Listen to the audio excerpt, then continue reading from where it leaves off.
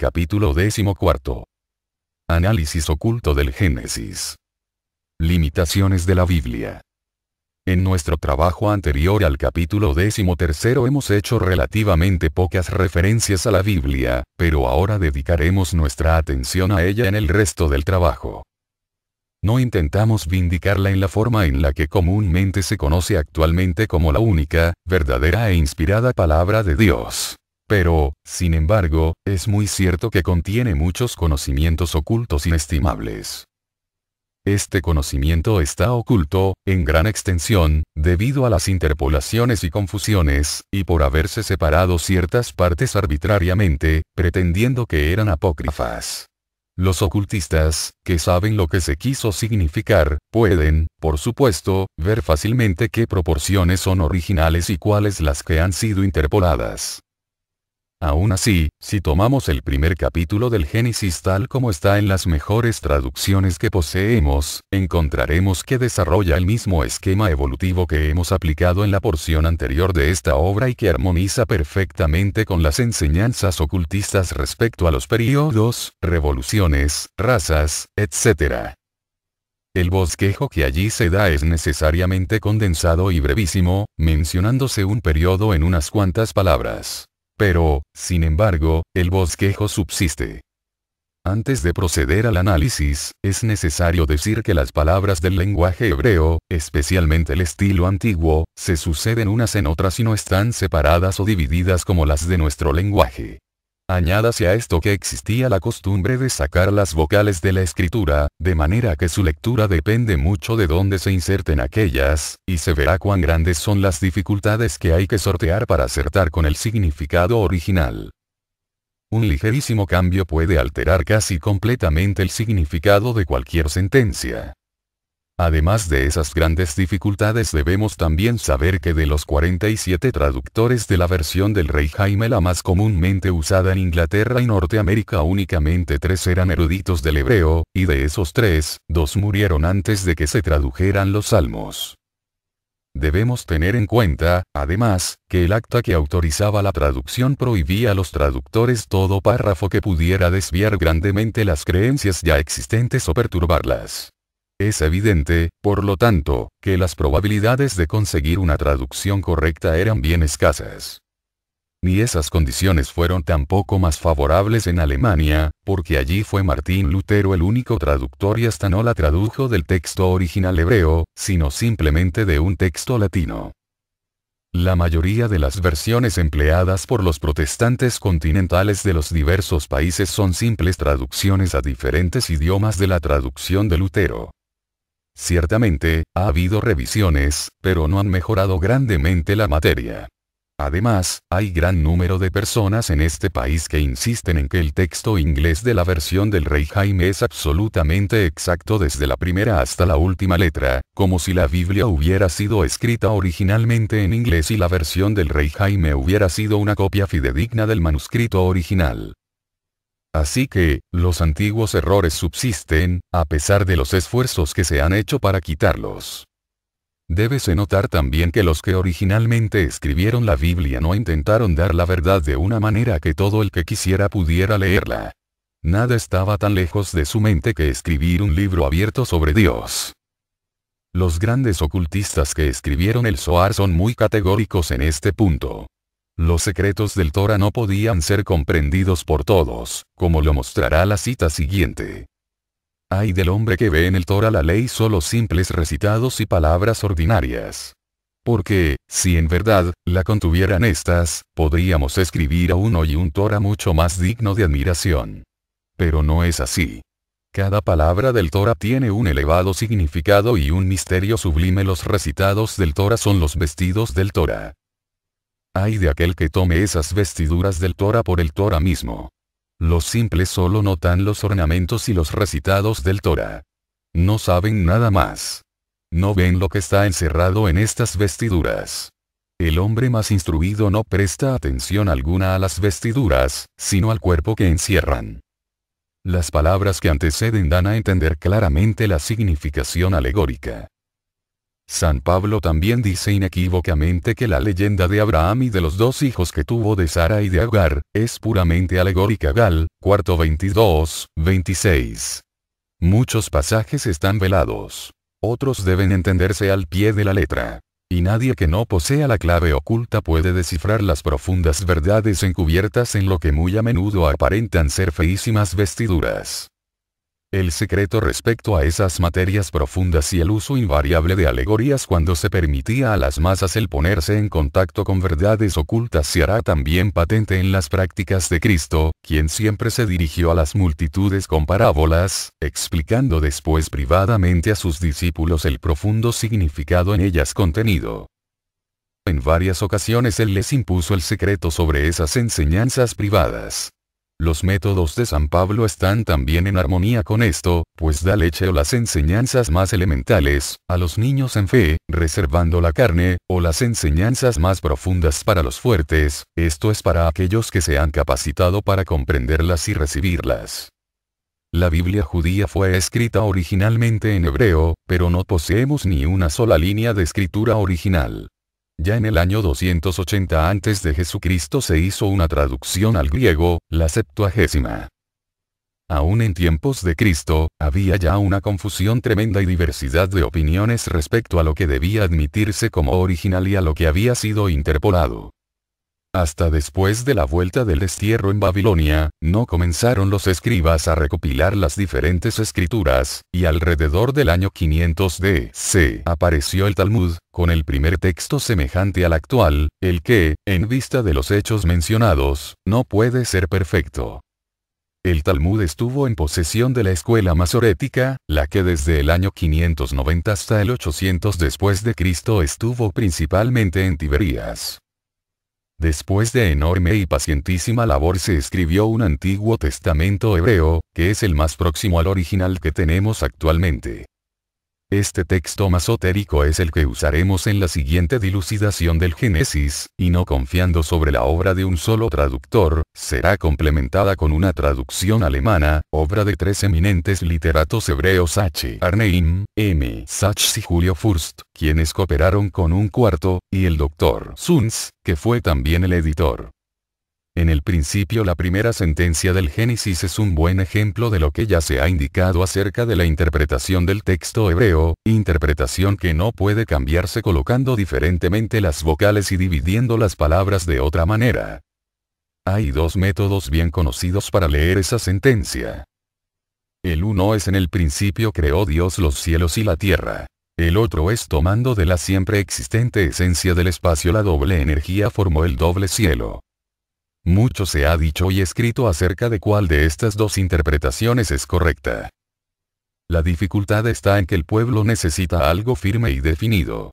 Y afirman que si cierta explicación es verdadera, todas las demás tienen que ser falsas, pero, evidentemente, no es este el camino para llegar a la verdad, la cual tiene muchos aspectos y es múltiple. Cada verdad oculta requiere que se la examine de muy diferentes puntos de vista.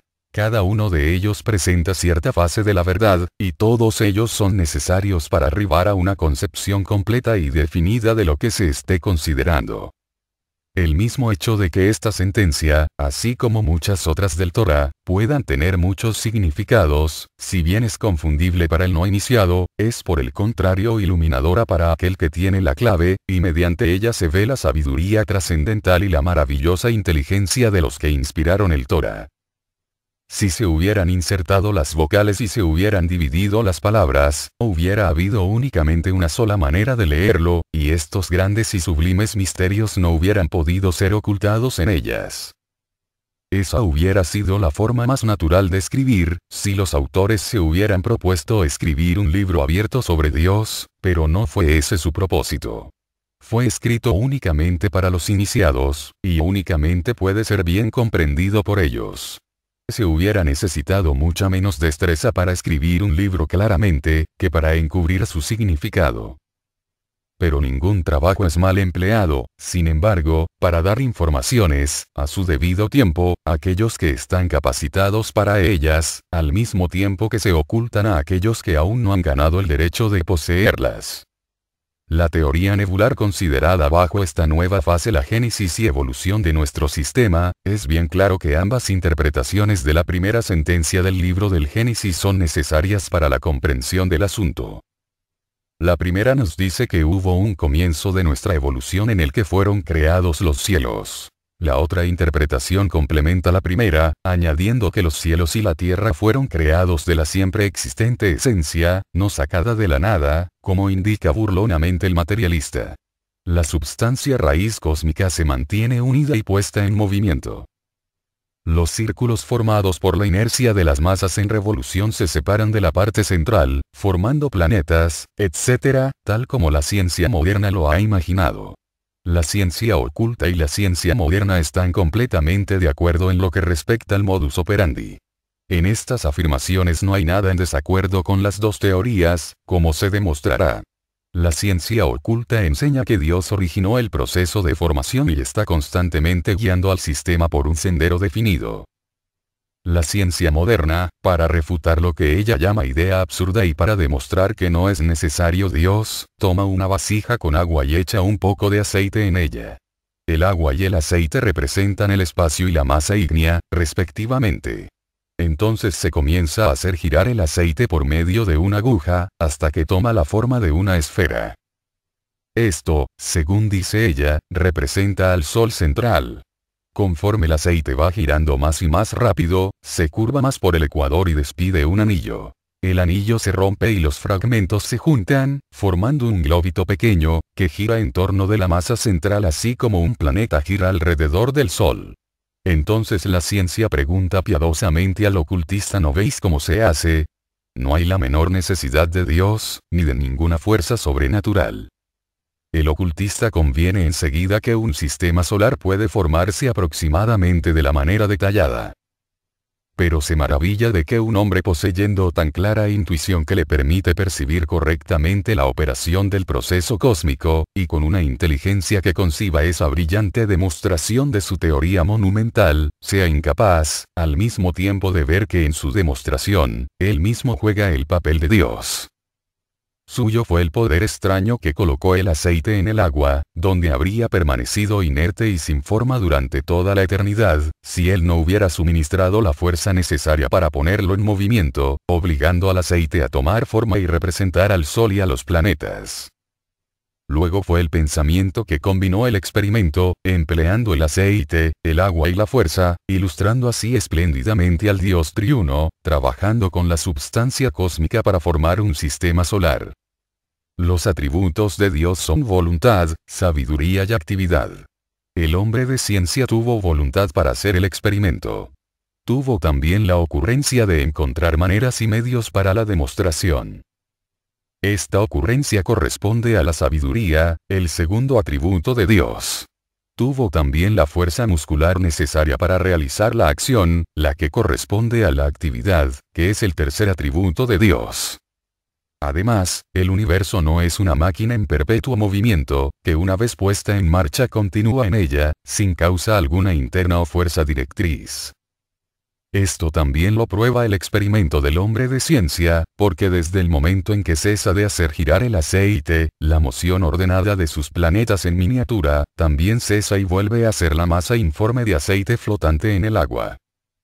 De parecida manera, el universo se disolvería inmediatamente en sutilísimo espacio si Dios dejara por un momento de ejercer su actividad y cuidado que todo lo abarca. La segunda interpretación del Génesis es maravillosamente exacta en su descripción de una energía formativa doble. No indica específicamente que Dios es triunfo. El conocimiento del lector sobre este hecho se da por entendido. Indica la exacta verdad cuando dice que únicamente dos fuerzas son activas en la formación del universo. Cuando se manifiesta como voluntad de crear el primer aspecto del Dios triuno, se despierta el segundo aspecto, la sabiduría, para planear el futuro universo. Después de que esa fuerza primaria de imaginación ha concebido la idea de un universo, el tercer aspecto, la actividad, obrando sobre la substancia cósmica, produce la moción-movimiento. Esta es la segunda manifestación de la fuerza. El movimiento, sin embargo, no es suficiente. Para formar un sistema de mundos, debe haber un movimiento ordenado. La sabiduría es, pues, necesaria para guiar la moción de una manera inteligente que produzca resultados definidos. Por lo tanto, vemos que la primera sentencia del libro del Génesis nos dice que en el principio el movimiento ordenado, rítmico, en la sabiduría raíz cósmica, formó el universo. Las jerarquías creadoras. La segunda interpretación de la primera sentencia también nos da una idea completa de Dios cuando habla de la doble energía, indicando las fases positiva y negativa del Espíritu Uno de Dios en manifestación. De acuerdo con las enseñanzas de la ciencia oculta, se representa a Dios como un ser compuesto. Esto se acentúa aún más en los siguientes versículos del capítulo. Además de las jerarquías creadoras que trabajaron voluntariamente en nuestra evolución, hay otras 7 que pertenecen a nuestra evolución y cooperan con Dios en la formación del universo. En el primer capítulo del Génesis se llama a esas jerarquías Elohim. Ese nombre significa una hueste de seres dobles o bisexuales. La primera parte del nombre es Elo, que es un nombre femenino, indicando la letra H, el género. Si se hubiera querido indicar un ser femenino se hubiera empleado la palabra Elo. El femenino plural es Ot, así que si se hubiera querido indicar cierto número de dioses de género femenino, la palabra correcta hubiera sido Elot. En vez de cualquiera de esas dos formas nos encontramos, sin embargo, con el plural masculino que termina con im añadido al nombre femenino Elo, indicando una hueste masculino-femenina, bisexual, de seres, expresiones de la energía creadora dual, positivo-negativa. Se alude nuevamente a la pluralidad de creadores en la última parte del capítulo, cuando se atribuyen las siguientes palabras a los Elohim: hagamos al hombre a nuestra imagen, después de lo cual se dice inconscientemente los hizo varón y hembra. Los traductores han interpretado la enigmática palabra Elohim, que decididamente no solo era una palabra en plural, sino también un nombre masculino-femenino, como si fuera equivalente de la palabra en singular, neutra, Dios. ¿Podían aquellos haber traducido en otra forma aun cuando hubieran sabido? Les estaba prohibido perturbar las ideas ya existentes. No era la verdad a todo precio, sino la paz a todo precio lo que deseaba el rey Jaime, siendo su único anhelo evitar toda controversia que pudiera crear perturbaciones en su reino. El plural ellos se usa también cuando se menciona la creación del hombre, indicando claramente que la referencia es a la creación de Adam, la humana especie, y no a Adán, el individuo. Hemos ya indicado que 6 jerarquías creadoras, además de los señores de la llama, los querubines, serafines, y las 2 jerarquías sin nombre que ya han pasado a la liberación, estaban en actividad ayudando a los espíritus virginales, que forman una 7ª jerarquía por sí mismos. Los querubines y serafines no tienen nada que ver con la creación de la forma. En consecuencia, no se mencionan en el capítulo que estamos considerando, que trata especialmente del aspecto forma de la creación.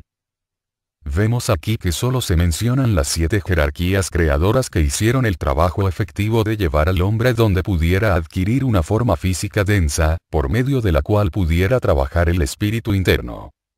Después de describir cada parte del trabajo de la creación, se dice: y Elohim vio que era bueno. Esto se dice 7 veces, la última vez en el 6º día, cuando ha sido creada la forma humana. Se indica después que en el 7º día Elohim descansó.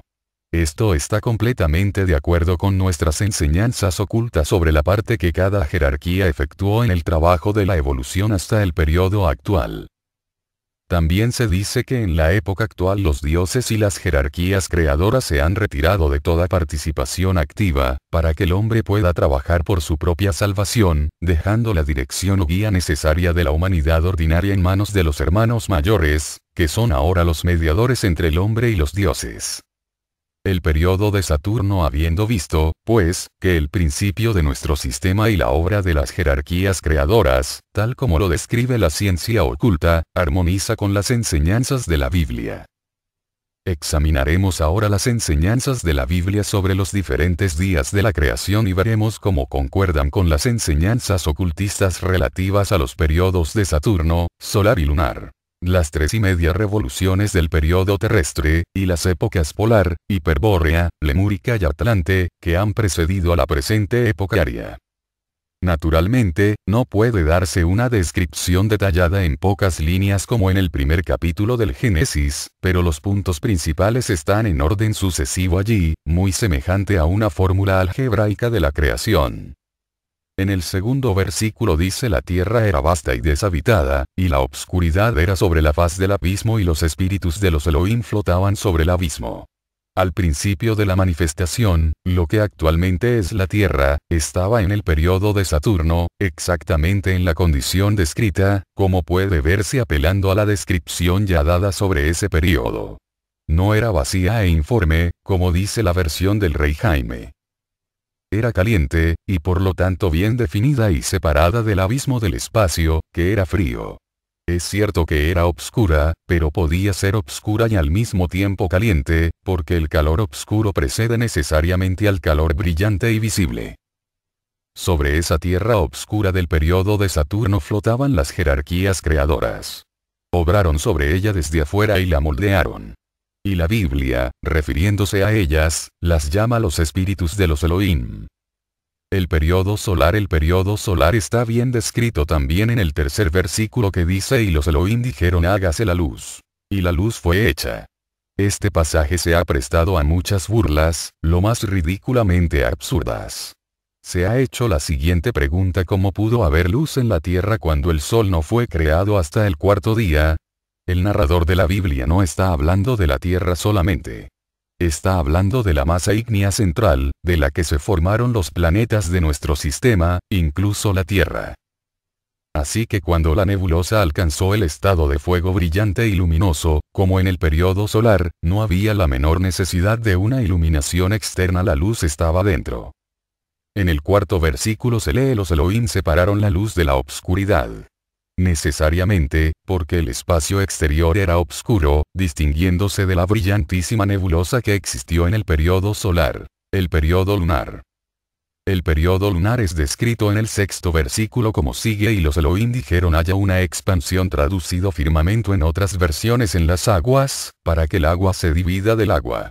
Esto describe exactamente las condiciones del periodo lunar, cuando el calor de la masa ígnea brillante y el frío del espacio exterior formaron una cubierta de agua en torno del centro radiante. El contacto del fuego con el agua generó el vapor, que es agua en expansión, como lo describe el versículo. Era diferente del agua relativamente fría, que constantemente gravitaba hacia el centro ígneo, ardiente, para reemplazar el vapor que surgía. Por lo tanto había una circulación constante del agua en suspensión, y también una expansión, como el vapor, que surgía hacia afuera, formando una neblina ardiente que se condensaba al ponerse en contacto con el espacio externo, volviendo nuevamente al centro para volverse a calentar y realizar otro nuevo ciclo. Así que había dos clases de agua y una división entre ellas, como lo describe la Biblia. El agua más densa estaba más próxima al centro incandescente. El agua en expansión o vapor estaba fuera. Esto también concuerda con la teoría científica de los tiempos modernos. Primero calor oscuro. Después nebulosa brillantísima. Por último, humedad externa y calor interno. Y finalmente, solidificación. El periodo terrestre está descrito a continuación. Pero antes de hacer su descripción, debemos, sin embargo, tratar de las recapitulaciones. Los versículos citados, así como las descripciones hechas, también corresponden a los periodos recapitulatorios. Así que lo que dice del periodo de Saturno describe también la condición del sistema cuando emerge de cualquiera de los periodos de reposo. Las descripciones de los periodos de Saturno, solar y lunar, corresponderían, por lo tanto, a las tres primeras revoluciones de nuestro presente periodo terrestre, y lo siguiente correspondería a las condiciones de la Tierra en nuestra actual revolución. En el versículo 9 leemos: y Elohim dijo sepárese las aguas de la tierra seca. Y Elohim llamó a la tierra seca tierra. Esto se refiere a la primera solidificación firme. El calor y la humedad habían engendrado el cuerpo sólido de nuestro globo actual.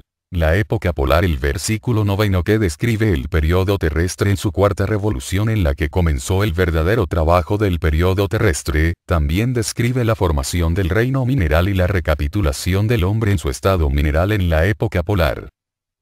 Cada época es también una recapitulación del estado anterior. Así como hay recapitulaciones de globos, revoluciones y períodos, así también hay en cada globo recapitulaciones de todo lo hecho. Estas recapitulaciones no tienen fin. Hay siempre espirales dentro de espirales en el átomo, en el globo, en todas las otras fases de la evolución.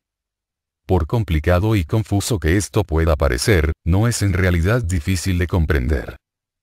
Hay un método ordenado que todo lo rige y a su debido tiempo uno es capaz de percibirlo y seguir la obra de aquel como la lanzadera que pasa a través de la trama.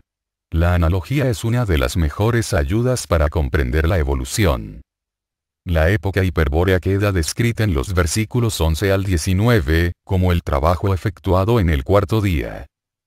Se dice aquí que Elohim creó el reino vegetal, el sol, la luna y las estrellas. La Biblia concuerda con la ciencia moderna al decir que las plantas siguieron a los minerales.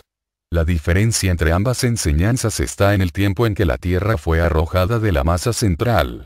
La ciencia afirma que fue expulsada antes de la formación de la costra sólida, que pudiera llamarse mineral o vegetal. Si con esto entendemos los minerales y las plantas como los que tenemos hoy día, entonces aquella afirmación es correcta. No había substancia material densa, pero, sin embargo, la primera incrustación o solidificación que tuvo lugar en el Sol, era mineral.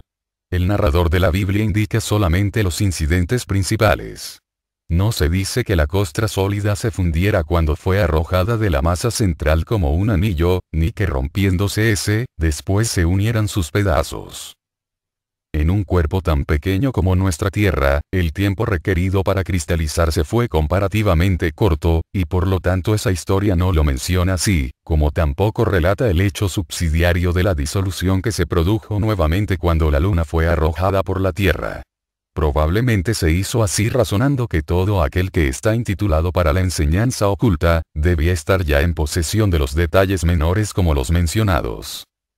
Las plantas de la incrustación solidificación de la masa ígnea central eran etéreas y, en consecuencia, el proceso de fundición no las destruyó.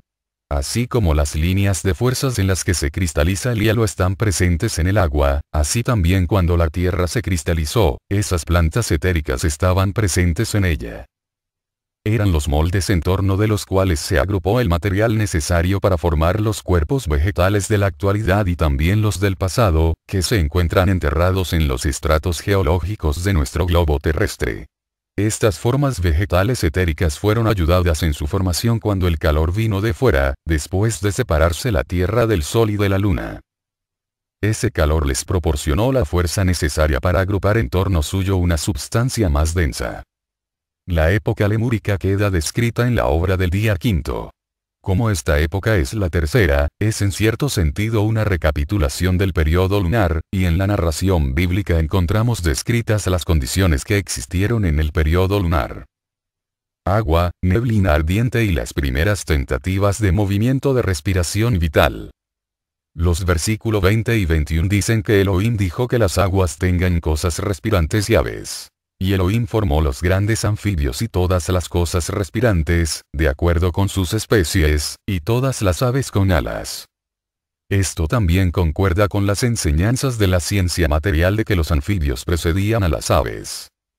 Invitamos a los estudiantes a notar particularmente que las cosas que fueron formadas no eran vida. No se dice que se creó la vida, sino cosas que respiraban o inhalaban vida. La palabra hebrea para aquello que se inhala es nepesh, y debe notarse cuidadosamente, porque la encontraremos más tarde bajo un nuevo ropaje. La época atlante queda descrita por el trabajo efectuado el día sexto. En el versículo 24 se menciona la creación de los mamíferos y vuelve a notarse nuevamente allí la palabra nepesh, explicando que los mamíferos inhalaban vida. Elohim dijo que la tierra produzca cosas que respiren vida mamíferos, y en el versículo 27 Elohim formó al hombre a su semejanza, es decir, les hicieron macho y hembra. Como ellos los Elohim. La historia bíblica ha omitido aquí los estados humanos de asexualidad y hermafroditismo y llega a los dos sexos separados, tal como ahora los conocemos. Y no podía ser de otra manera, está describiendo la época Atlante y en el tiempo en que se alcanzó, porque en este estado de evolución ya no había hombres asexuales ni hermafroditas, habiendo tenido lugar la diferenciación de los sexos antes, en la época lemúrica. Lo que después se convirtió en hombre, apenas se podía llamarlo hombre en sus primeros grados de desenvolvimiento, porque difería escasamente de los animales. Por lo tanto, la Biblia no violenta los hechos cuando afirma que el hombre fue formado en la época Atlante. En el versículo 28 de todas las versiones encontramos un pequeño prefijo, con un gran significado. Elohim dijo: fructificad y rellenad la tierra. Esto muestra claramente que el escriba que lo escribió, conocía perfectamente las enseñanzas ocultas sobre la oleada de vida que había evolucionado aquí, en el globo del periodo terrestre, en las revoluciones anteriores. La época aria corresponde al séptimo día de la creación, cuando los Elohim descansaron de su trabajo como creadores y guías, y la humanidad quedó a su propio cuidado. Así termina la historia de la manera en que se produjeron las formas. En el capítulo siguiente se cuenta la historia desde un punto de vista que trata algo más del aspecto de la vida de la creación. Jehová y su misión. Ha habido muchas discusiones eruditas respecto a la discrepancia y especialmente de sus autores entre la historia de la creación del primer capítulo y lo que se dice en el cuarto versículo del segundo capítulo. Se afirma que los dos relatos han sido escritos por diferentes hombres, porque el ser o seres, cuyo nombre han traducido los traductores por Dios en el primer y segundo capítulos de la versión inglesa, se denominan, en el texto hebreo, Elohim en el primer capítulo y Jehová en el segundo. Se arguye al efecto que el mismo narrador no hubiera nombrado a Dios de dos maneras distintas. Si hubiera querido significar a Dios en ambos casos, no lo habría hecho, pero el autor no era monoteísta. Sabía algo mucho mejor que pensar en Dios como un simple superior del hombre, empleando el cielo como trono y la tierra como escabel. Cuando habla de Jehová quiere indicar al guía cuyo cargo estuvo la parte especial del trabajo de la creación que entonces se describe. Jehová era y es, uno de los Elohim. Él era y es el guía de los ángeles que fueron la humanidad de la luna y él es el regente de nuestra luna actual. Remitimos al lector al diagrama 14 para que comprenda fácilmente la posición y constitución de Jehová. Como regente de nuestra luna, él tiene a su cargo a los seres degenerados y malignos que hay allí, y también dirige a los ángeles. Con él están también algunos arcángeles que fueron la humanidad del periodo solar. Estos son denominados los espíritus de las razas. El trabajo a cargo de Jehová es el de construir cuerpos o formas concretas, por medio de las fuerzas lunares cristalizantes y endurecidas. Por lo tanto, Él es el dador de los niños, y los ángeles son sus mensajeros en esta obra. Los fisiólogos saben muy bien que la luna está relacionada con la gestación. O por lo menos han observado que dirige y gobierna los periodos de vida intrauterina y otras funciones fisiológicas. Los arcángeles, como espíritus y guías de una raza, se sabe que luchan por o contra algún pueblo, conforme las exigencias de la evolución de esa raza lo requieren. En el libro de Daniel, 20, un arcángel, hablando con Daniel, dice: y ahora volveré a luchar con el príncipe de Persia. Y cuando yo me haya ido, ved que el príncipe de Grecia vendrá. El arcángel Miguel es el espíritu de la raza judía. Daniel 12. Pero Jehová no es el Dios de los judíos solamente. Él es el autor de todas las religiones de las razas que conducen al cristianismo. Sin embargo, es cierto que se tomó un interés especial por los progenitores de los actuales judíos degenerados. Los semitas originales, la simiente de raza para las 7 razas de la época aria. Jehová tiene especial cuidado, por supuesto, por cualquier simiente de raza, en la que inculca las facultades embrionarias de la humanidad de una nueva época. Por esa razón estuvo muy relacionado con los semitas originales. Estos eran su pueblo elegido para ser la simiente de una nueva raza que debía heredar la tierra prometida. No la simple e insignificante Palestina, sino toda la tierra, tal como es actualmente. Él no los guió fuera de Egipto. Esa historia la originaron sus descendientes y es un relato confuso de su jornada hacia el este, a través de las inundaciones y desastres que acabaron con la sumergida Atlántida, hasta el desierto el de Gobi del Asia Central, para esperar allí los cabalísticos 40 años antes de entrar en la tierra prometida. Hay un doble y peculiar significado en esa palabra prometida con relación a esto. Se llamó la tierra prometida porque, como no existía en aquel entonces tierra apropiada para ser ocupada por los hombres, el pueblo elegido fue llevado al desierto. Parte de la tierra había sido sumergida por las inundaciones y otras partes cambiadas por las erupciones volcánicas, de manera que fue necesario esperar durante un periodo de tiempo hasta que la nueva tierra estuviera en condiciones de convertirse en posesión de la raza aria. Los semitas originales fueron aislados y se les prohibió casarse con otras tribus o pueblos. Pero era un pueblo testarudo y terco, que se dejaba guiar casi exclusivamente por el deseo y la astucia, y, por lo tanto, desobedecieron la orden. Su Biblia habla de que los hijos de Dios se casaron con las hijas de los hombres, los compatriotas de grado inferior de la Atlántida. Frustraron, pues, así los designios de Jehová y fueron expulsados, siendo el fruto de tales cruzamientos completamente inútil como simiente de la nueva raza. Los nacidos de esos cruzamientos fueron los primogénitores de los judíos del presente, que ahora hablan de tribus perdidas. Saben que algunos de los componentes del número original, les abandonaron y se fueron a otra parte, pero no saben que estos fueron precisamente los que quedaron fieles. La historia de las 10 tribus perdidas es una fábula. La mayoría de ellos perecieron, pero los fieles sobrevivieron y de ese remanente fiel descienden las actuales razas arias. La ciencia oculta conviene con los que dicen que eso es una mera mutilación de las escrituras originales de la Biblia.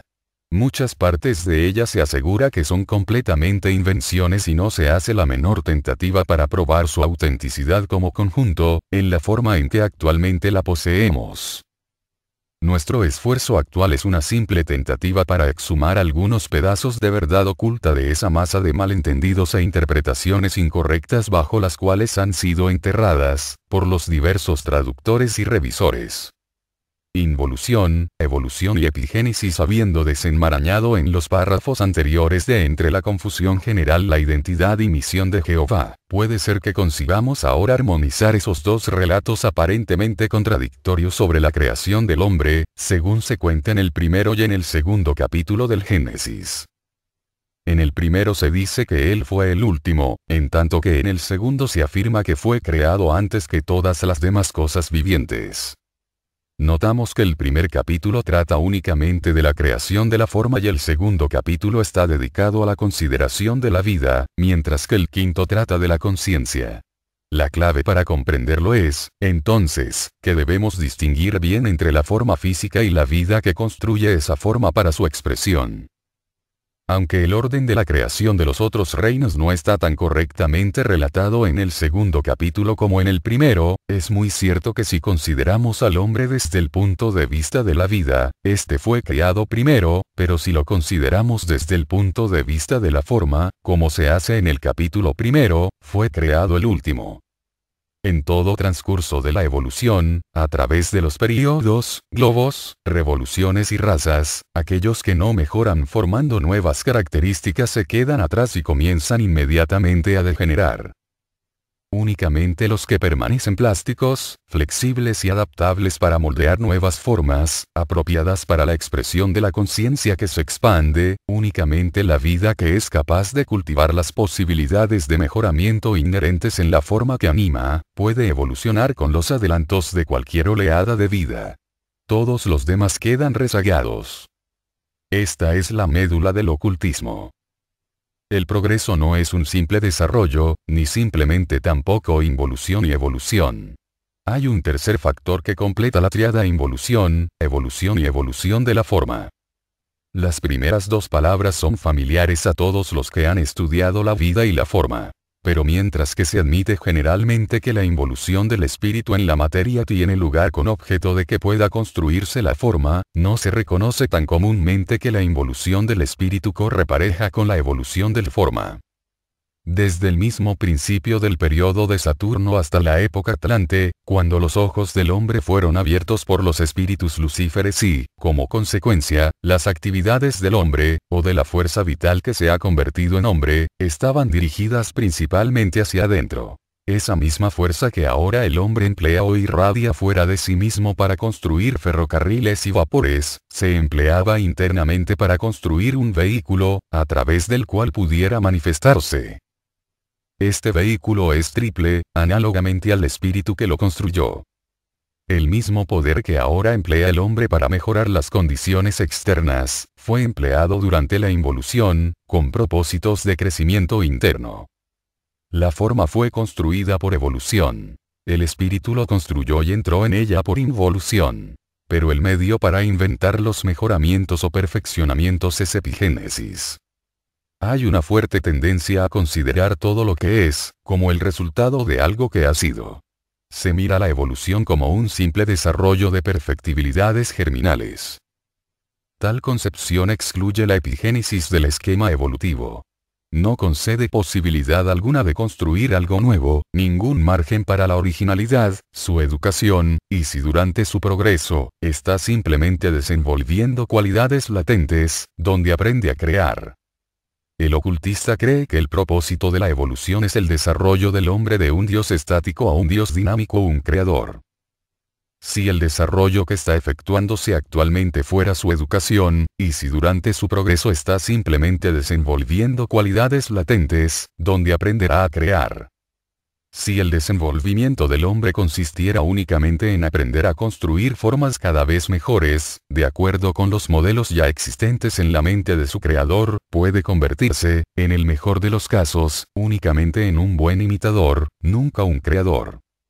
Con objeto de que pueda convertirse en un creador original e independiente, es necesario que su ejercitamiento incluya suficiente margen para el ejercicio de la originalidad individual que distingue la creación de la imitación. En tanto que ciertos rasgos de la forma antigua puedan necesitarse para el progreso se conservan. Pero en cada nueva encarnación, la vida evolucionante añade tantos perfeccionamientos originales como sean necesarios para su expresión ulterior. La vanguardia de la ciencia está constantemente encontrándose frente a frente con la epigénesis como un hecho real en cualquier dominio de la naturaleza. Ya en 1756, Gaspar Wolf publicó su teoría Generationis, en la que demuestra que en el óvulo humano no hay la menor traza del organismo en perspectiva. Que su evolución se compone de la adición de nuevas formaciones. La construcción de algo que no está latente en el óvulo.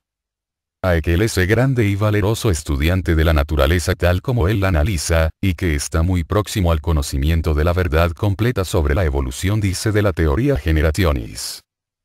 A pesar de su pequeño alcance y de la difícil terminología, es una de las más valiosas obras de la literatura biológica.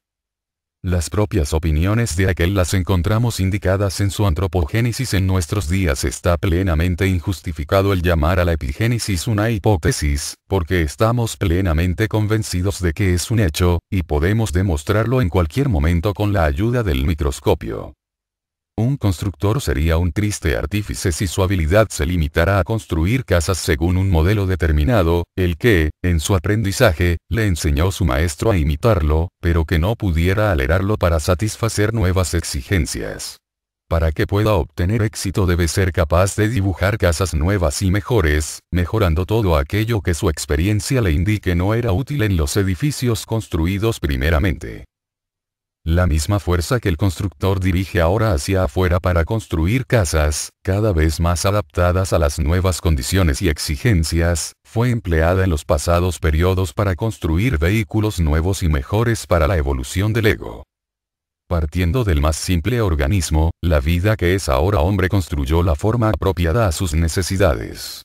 A su debido tiempo, como entidad progresante, se le harán evidentes nuevos perfeccionamientos que deben ser añadidos y que estarán en conflicto con las líneas seguidas anteriormente. Una nueva partida debe darse a cada nueva especie, en la que puede evitar sus errores anteriores, cuya experiencia le dice que impediría su futuro desenvolvimiento si se siguiera adhiriendo a los modelos antiguos, y de esta manera la vida evolucionante se encuentra capacitada para seguir evolucionando en nuevas especies. Cuando las últimas experiencias prueban que la nueva forma es también inadecuada, en tanto no puedan adaptársele a algunos mejoramientos necesarios para el progreso de la vida evolucionante, también se abandona y se parte de nuevo con una forma adaptable a los perfeccionamientos requeridos. De esta manera, por grados sucesivos, la vida evolucionante va perfeccionando sus vehículos, y este perfeccionamiento sigue y sigue siempre adelante. El hombre, que está a la vanguardia del progreso, ha construido sus cuerpos, desde algo semejante a la miga hasta la forma humana del salvaje, y desde aquí aún más arriba a través de sucesivos grados hasta las razas más avanzadas, que están usando ahora los cuerpos más elevadamente organizados de la Tierra.